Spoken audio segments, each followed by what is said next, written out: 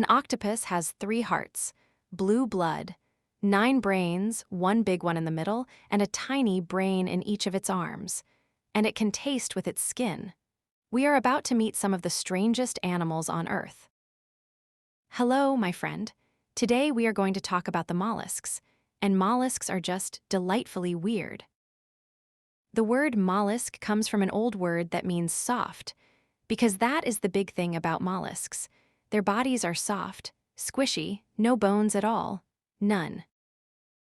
Now, when you have a soft body, the world can be a dangerous place. Things want to bite you. Things want to eat you. So most mollusks do one of two things. Either they grow a hard shell on the outside to protect that softness like a snail or a clam or an oyster. Or they go in the opposite direction. They give up on having any shell at all. They become incredibly smart. And they learn to hide, to squeeze, to change colors, to outsmart everything trying to eat them. That second path is how you get an octopus. There are 3 big groups of mollusks. Group 1, the snails and slugs, animals that crawl around on one big muscular foot, often with a shell on their back. Group 2, the bivalves, that word means 2 doors. It is the clams, oysters, mussels, scallops, animals that live inside 2 hinged shells that open and close. And Group 3, the cephalopods, that word means head foot. It is the octopuses, squids, cuttlefish, and nautiluses, the genius mollusks, the thinking mollusks. Let's meet some. We will start with one you have probably seen in your own garden, the snail.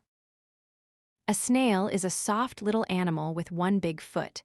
It moves by slowly rippling that foot while sliding on a trail of slippery slime that it makes itself. The slime helps it grip surfaces.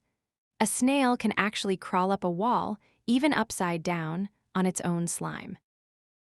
On the snail's back is a shell, a beautiful little spiral.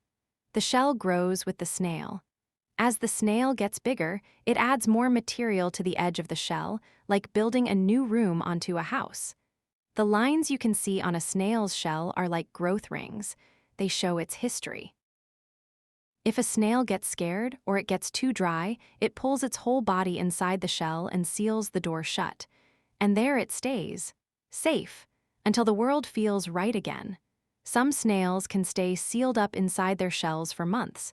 Some can even survive being underwater, quietly, inside their own little house.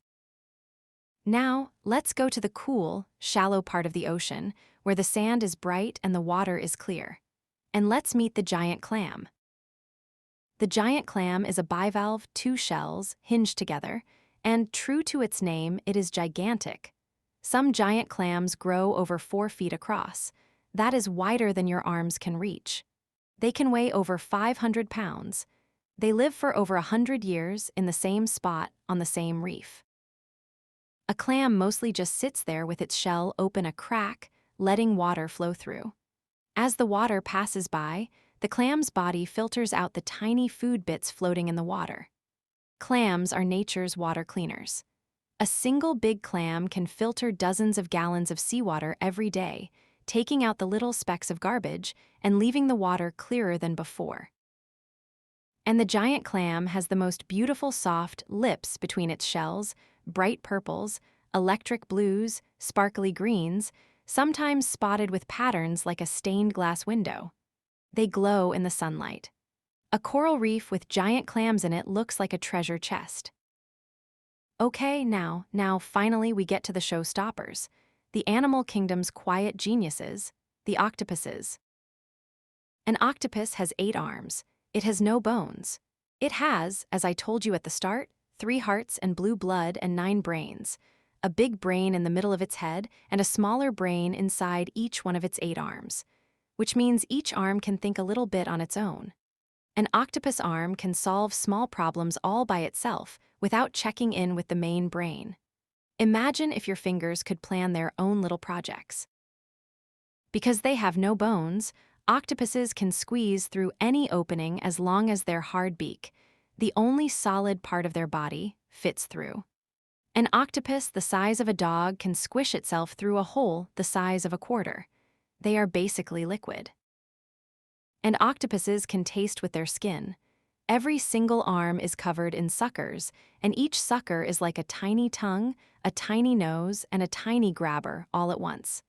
An octopus exploring a coral reef is tasting everything it touches. Every crack, every rock, every shell. The whole reef is being read by the arms. But the wildest part is the camouflage.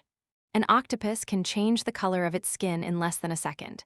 It can also change the texture of its skin, making it smooth like a stone, or bumpy like coral, or rough like sand. It does this even though scientists believe most octopuses are completely colorblind. We do not know exactly how an animal that can't see color matches its color to the world so perfectly. It is one of nature's deepest mysteries. And octopuses are smart, really smart. They can solve puzzles, open jars, escape from aquarium tanks, recognize the faces of the humans who feed them, and play with toys. Scientists have watched octopuses get bored, actually bored, and try to make their own fun. And here is the part of the octopus story that breaks my heart and makes me love them so much. When a female octopus lays her eggs, she does it in a quiet cave, way down on the seafloor. Thousands of eggs, all hung in long strings from the ceiling of the cave. And then she stays. She does not leave the cave. She does not eat, not a single bite.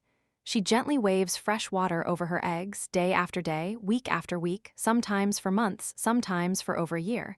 She is keeping them clean. She is keeping them oxygenated. She is guarding them from anything that might eat them. And when, finally, the babies hatch, when all those thousands of tiny baby octopuses swim out into the sea, the mother dies. She has given them everything, every bit of energy she had, her whole life, just so they could swim away into the ocean. That is the kind of love an octopus is capable of. There are about 100,000 kinds of mollusks in the world, the biggest invertebrate group in the ocean.